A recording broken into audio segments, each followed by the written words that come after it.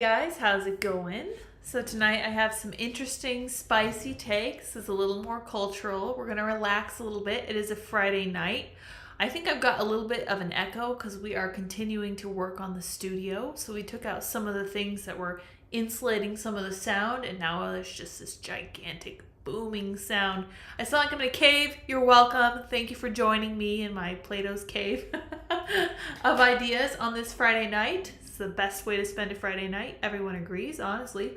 Thank you guys for helping me reach 11,000 subscribers. I'm very happy. Today is 11/11. Someone pointed out to me as well. And I think that was my 11/11 wish, was that I hit 11,000 subscribers. And I nailed it. Thank you guys. Appreciate you. So today we're going to talk about some spicy takes that I feel like I am fully entitled to take and make because I'm a lady. So we're going to talk about some lady stuff. Especially in the light of the previous election that just went down and how those demographics shook out. We're going to kind of get into the heart of the issue. We're going to talk today a little bit about toxic femininity, which is something that Jordan Peterson has talked about in the past. I actually think he kind of popularized that idea. If you guys had seen it before Jordan Peterson talked about it, let me know in the chat for sure. I'm very curious. He was the first place that I saw it, but I thought that at the time he was completely right. This was an idea I'd been kicking around before I even saw him mention it. So I was glad that another great thinker came around to what I was seeing at that time. So let's just dive right into it. We're going to do a blast from the past. So this is from May of this year. Shield your eyes if you so desire. This is Jordan Peterson commenting on the swimsuit illustrated cover. And we're going to talk about why he said what he said, and then we'll talk about what he said today about Meghan Markle. So here's what we got. Jordan Peterson, sorry, not beautiful, and no amount of authoritarian tolerance is going to change that. So this tweet actually helped me crystallize my view of what beautiful means. I know I've been pushing back against fat acceptance for a really long time because in my mind, it shows that you don't actually care about the life value of the person you're pushing fatness on. I would say, though, at the end of the day, it is fully fair to say that beauty is completely subjective. You get to believe anyone is beautiful that you think is beautiful. It's entirely up to you. I think that's a very good thing for you to hang on to as a part of your independence. You should find the people that you find beautiful, and not give a darn what anyone else says. And that's actually what Jordan Peterson is saying here. He's saying, this isn't beautiful. I'm not going to call this beautiful. I don't approve of this messaging. I don't think it's right. Okay, fine. Honestly, anyone is entitled to their own view. People took it they took it without good faith, I think, is the main issue. They were like, oh, he doesn't find this woman beautiful. She's objectively beautiful, etc., etc. No, beauty is not objective. Beauty is 100% subjective. And I think that trying to say it is objective, it's so interesting to me because most of the time they're trying to tell you that everything is subjective and everyone cares about, these shifting sands or whatever. And it's just total nonsense. We know that already. But when it comes to something like this, suddenly they care about objectivity. But I don't believe it for a minute. However, there were ridiculous pieces written about him. What on earth is this? We got a bunch of smiley faces. There we go. Okay. Jordan Peterson widely mocked after calling sexy swimsuit cover authoritarian. First of all, if you're writing an article about someone being widely mocked, you should probably reevaluate your career. Danny, just saying. Let's see what people were saying about this and whether any of them took his views into actual account. Jordan Peterson, the right-wing culture warrior on an all-meat diet, became the main character of Twitter after posting a bizarre tweet declaring a Sports Illustrated cover authoritarian and not beautiful. The Canadian professor and self-help author found fame through criticizing identity politics while dispensing simple life advice. While his fame has somewhat diminished since, Peterson is still considered an important influencer on the right-wing media circuit. I don't think it's fair to say he's on the right-wing media circuit. I think it's fair to say that the right wing is who is inviting him on and giving him space to speak. Peterson is notorious for framing minor cultural changes as tyrannical and pushes the idea that preferred pronouns, casual sex, and student activism are threatening to erode the foundation of Western civilization. But Peterson pushed his dramatic perspective too far when posting a Sports Illustrated cover of Yumi Nu, a conventionally attractive model. No one gets to say what is conventionally attractive. You don't get to tell me what I find attractive. I'm sorry. You could say she's a model with swimsuit, Sports Illustrated, which is fine. Then people could draw their own conclusions and be like, oh, maybe she really is super attractive. I don't know. I digress. He pushed his dramatic view, model boasting thick thighs, and declared the photo to be an example of, quote, authoritarian tolerance for some reason. Okay, well, I'm going to stop right there, and I think this is where I'm done with this article, because she says, for some reason, which shows me that she has not done the due diligence to kind of even reason through what he was just saying there. He said so few things. He said a very short sentence about this image, and she can't even be bothered to get any deeper than for some reason. So I despair of this article altogether. So we will move on to his more recent spicy hot take now that we've kind of explained his past hot take about the ladies. Here's what we've got. From today, Jordan Peterson hits back at sanctimonious Meghan Markle on Piers Morgan's show. Oh, interesting. Sanctimonious. Where have we seen that word recently? Dr. Jordan Peterson has hit back at Meghan Markle after she took a swipe at him on her podcast. Oh, what did she say? What the heck? How rude. Last month, the Duchess of Sussex took a swipe at the controversial psychologist on her Spotify series Archetypes over his use of the word crazy. The former Suits actress featured an audio clip of self-help authors saying, I don't think that men can control crazy women. This is such a great clip. Such a great clip. I'm so glad they used this one, that she used this one. During an interview with Piers Morgan Uncensored, Peterson was asked how he felt about appearing on the Duchess's podcast as a villain. Her voice drips with the same falsehood that the voice of Kamala Harris drips with, he told the Sky News host. Okay, but is he wrong? It is the sanctimonious faux compassion talking down to her audience. While appearing to impersonate the royal, Peterson drew laughs from Morgan as he continues, trying to be sure that we're all really on the same compassionate page here, and we're all being victimized by terrible forces that are arrayed against us, and none of that's really fair. It just grates on me, he said. And I do believe that is the case, that it's very difficult to control female antisocial behavior, often of the type that's been pilloried as hysterical, and I think that there is no shortage of clinical evidence to support precisely that claim. Interesting analysis. It is very difficult for women to control female antisocial behavior, and females who are antisocial, that feminine pattern is reputation salvaging under the guise of compassionate care, and it's extraordinarily destructive, so I stand by my words. Good, he's not backing down. I appreciate that. There's Meghan, we love her. She's so great. This is not the first time Peterson has been criticized. Back in September, actress Olivia Wilde made comments about the psychologist. Speaking with Interview magazine about her latest film, the filmmaker explained that character Frank, played by Chris Pine, was based on the Canadian author. We based that character on this insane man, Jordan Peterson, who is a pseudo-intellectual hero to the incel community, she told the outlet. The star explained that incels are disenfranchised, mostly white men who believe they are entitled to sex from women. Okay, so I don't even think I have time to unpack all the ways that Olivia Wilde is wrong.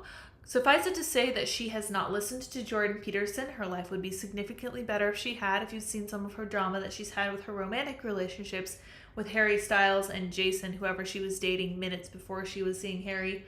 And then she went on to say that incels are guys who feel that they're entitled to men. The literal technical definition of incel is involuntary celibacy. This means that these would be guys who would be concerned with getting laid. That's just the long and short of it. And I don't think that that's a fair characterization. So this is just like the author of that last article. She's doing no footwork and putting herself in the position of being this super entitled, super knowledgeable lady who knows exactly what's going on. But that's enough about Olivia Wilde. We're here to talk about Meghan Markle and whether women can be controlled in their craziness. This guy, Jordan Peterson, is someone that legitimizes certain aspects of the incel movement because he's a former professor, author, wears a suit, so I feel like he's a real philosopher that should be taken seriously. Peterson broke down in tears during an interview with Piers Morgan Uncensored after discussing Wilde's comment. This insane man, Is that you? Are you an intellectual hero to these people? The broadcaster asked. Sure. Why not? People have been after me for a long time because I've been speaking to young men. What a terrible thing to do. It was at that point that the controversial commentator broke down into tears. I thought the marginalized were supposed to have a voice, he said. That's a very interesting note to end this article on, New York Post. And I think that what she was commenting on, where he was saying that it's very difficult for women to control female antisocial behavior, is the same clip that I refer to relatively often when I say that women have a role trying to make sure that other women are not behaving in crazy ways that make society worse. He said that men don't have the opportunity, they don't have the position or the stance to say to women, you need to not behave that way, but other women do. This is something that I've been thinking about for a really long time. I don't know how to hold women accountable, but I think the main issue is that much of this generation, millennials, of which I'm a part, and a lot of Gen Z have really been lied to about the way life is supposed to be. We've been told stuff like marriage is optional, families are totally unnecessary, motherhood, please give me a break, just a tool of the patriarchy or whatever. So let's talk a little bit about how Gen Z voted in the elections, and we'll see if this ties in at all to what we were just saying about female toxic femininity, or whatever Jordan Peterson was calling it.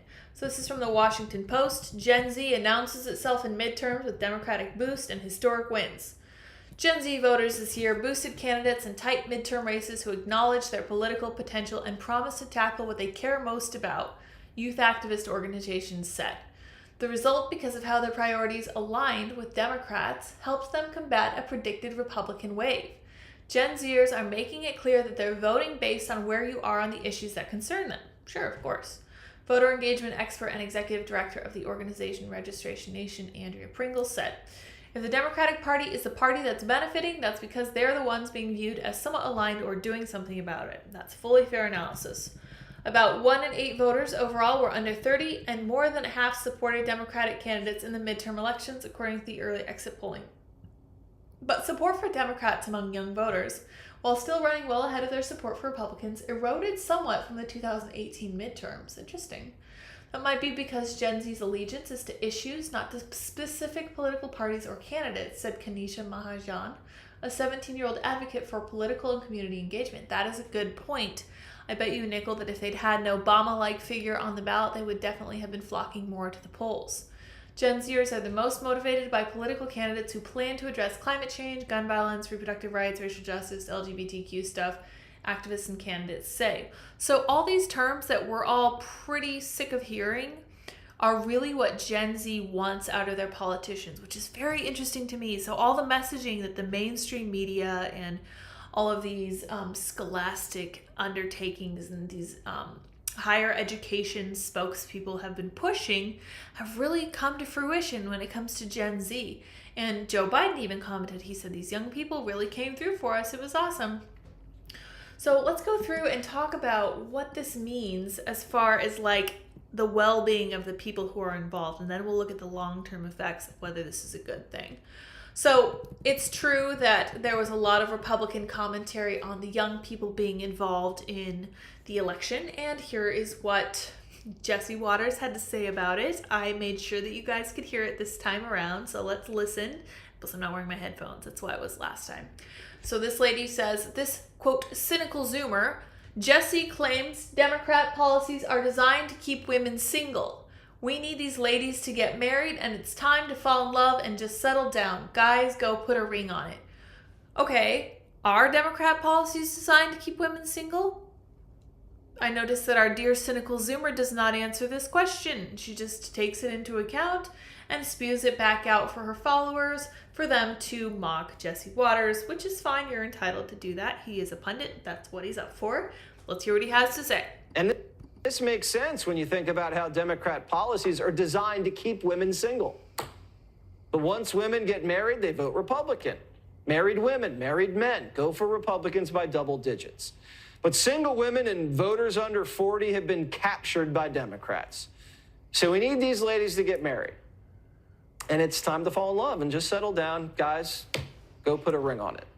And this makes sense when you think... Okay, so what's wrong with what he just said? He looked at statistics and he said unmarried women don't go much for Republicans. Married women and married men do. And unmarried men also do, which is very interesting. So what is the issue with the unmarried young ladies? Let's figure it out. Is it possible that they've been lied to about marriage? Is it possible that they've been lied to about everything that has brought us to the point in Western civilization where women have as many rights as they do? They've been lied to at every turn. Are you kidding? From the fact that Joe Biden was saying he would pay their student loans. That's just one most recent lie. The fact that they need to get rid of their conceived children in order to succeed in the workforce. The fact that the workforce is more important than family life. This stuff is so fundamental, and I think that's why people kind of ignore it. They kind of snuck it in under the carpet, and now we're like, why is there this weird bump in the carpet? And it's because there's something underneath there. Someone has lied to all these women all along. They made them fearful. One of the things they were talking about in that last article was stuff like climate change. I've heard people say we're not going to have any more kids because of climate change. Let's see who it was. AOC mentioned it, which actually made me really sad. Greta Thunberg talks about it all the time. The people who are most passionate about the environment are often doing so because they would eventually like to have kids, which I think is a very noble aspiration. But at the same time, we've been telling women that they don't need men, they don't need support of the opposite gender, they just need to work. And I can't help thinking I love capitalism, don't get me wrong, but there have been lies around it, and one of those lies has been that in order to be a fulfilled human being, you have to be contributing to the workforce. I don't think that's true. First of all, I think there are a million other ways that you can contribute to your society besides just working. Raising a family is one of the best ways to do that. I am fully convinced. And I'm not just saying that because I'm a 30-something woman who's getting ready to start her own family. I think this is really important stuff. This is serious truth here that these women have been stripped of. They've been told that the most important thing they can do is make money for their employer, and that's just so sad. It's so deeply troubling. So they don't want families, but that's not all there is to it. They don't want marriage at all. Cohabiting is becoming a serious issue. Now, this is from last year, but this is exactly the same case now. Marriage is fully falling out of favor. It's a serious problem. Let's read a little bit about this, if I can. This Hill article is pretty thorough. It's an opinion, but we'll go through it a bit. While it may not have ended, marriage in America has unquestionably declined over the recent past and is now at historic low levels for the country. Throughout the 20th century, the annual U.S. marriage rate was generally no less than 8 marriages per 1,000 people. The marriage rate also varied considerably over the years of the past century, declined to around 8 marriages per 1,000 at the time of the Great Depression, peaked at more than 16 at the close of World War II. Yeah, that was a baby boom. Very interesting. Okay, let's go down to the bottom, see what he concludes. Decline in marriage rates is not unique to America, but has also occurred in OECD countries. I don't know what those are. I'm going to assume he is referring to Western rich countries. America's marriage rate has unquestionably declined over the recent past and reached a historic low in 2019. Irrespective of one's view regarding the significance of this decline in marriage rates, the institution of marriage in America appears to have become increasingly inconsequential for growing numbers of young men and women, including couples having children together. Yeah, so once you've been lied to about marriage, you open the door for, I need to get rid of this kid that I've conceived, which of course is the door to abortion, which is another thing that young women are terrified of losing, which I think that fear really motivated these young women. They were like, what are you doing? You're threatening to take something away from me? When my family, my foremother fought so hard for these rights, you are wrong. You're crazy if you think they're going to take that from me. But at the same time, they don't seem to grasp that it's possible their lives would be fully enriched by bringing their femininity forward in ways that Jordan Peterson, like he points out with Meghan Markle, she's not taking her femininity into account properly. This is my analysis now. She's not respecting the fact that she's a wife and a mother and that these are the most important things she can do. She's trying to draw attention to herself. I remember when she first got married to Harry, she really thought that she would be like the Beyonce of the UK. Well, the UK doesn't view celebrities in the same way that the US does. So when she became a member of the royal family, that wasn't even good enough for her. It was crazy. That was crazy to me to watch. It was just so distressing. If I could say one thing to Meghan, it would be that I really would like for her to be happy and feel fulfilled. And I think that the best way for her to do that is to focus on her family and to make sure that I think just 2 boys now, that her boys are well taken care of, that her husband is she's a son and daughter, sorry. That her kids are well taken care of, that her husband is fully supported, because having watched what she did to him, strikes me as an incredibly manipulative, ambitious woman. It's just disturbing to see. But I do want her at the end of the day to feel happy and to be fulfilled. And I think that the best way for her to accomplish that is something that no one else has likely told her. And that is that being at home with your family is an incredibly significant source of meaning for women. And I think that they say that the happiest person in society is a married woman with children who is working part-time. So she's got enough going on at home that she feels fully engaged and she feels really useful. And then she's also contributing to the workforce in ways that don't take too much away from that, being at home with and for her kids and for her husband. That's just my 2 cents. I know I sound very trad saying this. This is something that I had always wanted. I always wanted the opportunity to be a stay-at-home wife and to just support my husband from the sidelines, kind of cheer him on, make sure that the money was squared away and all that jazz. But for whatever reason, I think it's a concerted effort, because it's true. Andy and I talk about this sometimes. The more you are your own little family and the more support you offer to one another, the less you need from the government. And I think that Marxists realized this and they thought, no, we need people to rely on the government so that we can kind of control that power. I still haven't fully fleshed this out yet, but they want this power over people. They want them to rely on the government. They want them to rely on authority. And this is just what I've observed. I know I do sound a little bit conspiratorial, but this is just what I've observed, that this is part of the reason why I believe they hate the nuclear family. I would mention the topic of guilt, but that's too long of a road to go down, so we won't talk about that today. I think a lot of the moving away from religion was because of guilt and people constantly feeling guilty because the things that they were doing that were not in line with the church or the people who go to the church, when in fact the things they were doing were very shallow, they were very selfish, narcissistic, and they did in fact deserve to feel guilty. And I suspect that a lot of the guilt was rightly placed. They just didn't like the fact that it was their fault. But I digress. Like I said, I need to flesh out my thoughts on guilt more fully. So let's take a quick look before we go on and see what the follow of feminism has been for women.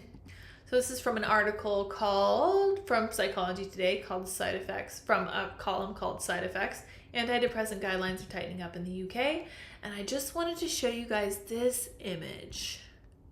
This is demographics of long-term antidepressants. Older white women account for 58% of adults who have used antidepressants for at least 5 years. And you can see where this green line parts ways with, I think it's younger adults. Yeah, okay, that's the totality of younger adults. Never even crosses male antidepressant lines. It immediately shoots off into the sunset, and it's not even close. This is one of the most disturbing, I know it's small, I'm sorry, one of the most disturbing charts that I've seen in relatively recent history. And this is just into 2014, so I'm sure it's even worse now. It's so sad, so discouraging, and as we probably all know, the parameters for gauging whether a person actually has depression have changed, because we are not convinced that the reason they were prescribing these antidepressants was for the right reason in the first place. So all of this is very disheartening. I think that this is just such concrete example of lies that women have been told. And it's just so distressing to me, because women are very agreeable. They're very socially oriented. They care very much about relationships with other people. And this is making them very sad when they're not being able to achieve their ultimate level of purpose and meaning, which is exactly what feminism has stripped them of. And I think that Meghan Markle is the perfect indicator of everything terrible that feminism has to bring to women. And I think that Jordan Peterson is fully right to call her out on that. I think that these women who are critiquing Jordan Peterson feel this lack in their lives. They feel that kind of church guilt where they know for a fact that it's not... They know for a fact the guilt they feel is based upon something they truly did. And they have such an aversion to it, because to face the guilt would mean admitting that they did something wrong, admitting that they have misanalyzed the world, admitting they acted maybe stupidly or stubbornly. And those are all things that they don't want to deal with. I understand. I know what it's like to not want to tackle what you've done in the past face first. It requires a great deal of maturity. It requires you to stop and think and say, you know what? I was wrong about that. We're going to make amends moving forward. We'll make sure this never happens again. And it's not easy. It requires you to humble yourself. And I think that's what Meghan Markle is most afraid of. But again, I wish that she would. I wish Olivia Wilde would. I wish that everybody commenting on Jordan Peterson's spicy takes on Twitter would come to terms with this and recognize that we're actually like we're face to face with a crisis of truth for femininity. And I think that the women who fully subscribe to all the lies that have been told are the source of toxic femininity. And us ladies have a job to hold them accountable. So I'm going to be trying to do that. This is more culturally focused. You can tell it's a Friday night. We're just chilling, taking it easy. We're working on The Office, as I said earlier. I think if we get all of this stuff in order by tomorrow at 10 a.m., we're going to do another, once we get the audio sync, because I noticed my audio is a little bit off this evening. Sorry, still hear my voice after like 1 second later than usual. But we are going to do, I think, a 10 a.m. live stream, me and Andy, and you guys can nerd out with him like you did last time. That was great. He can talk about hackers or whatever he wants to talk about. And then we'll figure out where we're going from here. We have some cool plans for the future. We're probably going to mention tomorrow. Hopefully, I think everything's concrete at this point. We are going to be traveling, which is going to be super awesome. So we will keep you guys in the loop with that, and we'll figure out where we go from here. And I think that's all I wanted to say for tonight. So until next time.